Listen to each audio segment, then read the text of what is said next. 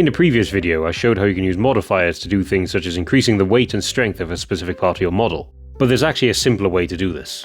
In your slicer, if you right-click on your model, instead of adding a modifier part, you can select Height Range Modifier instead, which, as the name suggests, allows you to modify your model over a certain height range. You can see and edit this height range modifier in the Objects tab, and also on your model.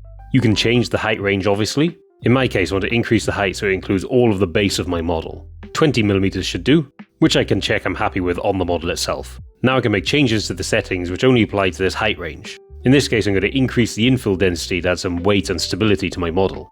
After slicing, you can see where the change in infill density kicks in thanks to the height range modifier. So that's one use case for these height range modifiers. But let's quickly go through some other uses of these.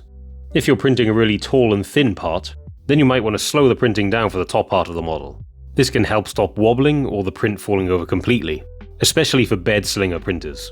So I can adjust the height range modifier to only encompass the top part of the model, and then reduce the speeds for the specific height range. For the purpose of this video, I'll just halve all the main print speeds.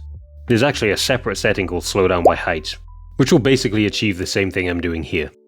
Another use case is for multi-material printing, such as this phone case, where you might want the back part to be a rigid material like PLA or PETG, whereas the side parts should be a soft material such as TPU, so it can actually fit over your phone.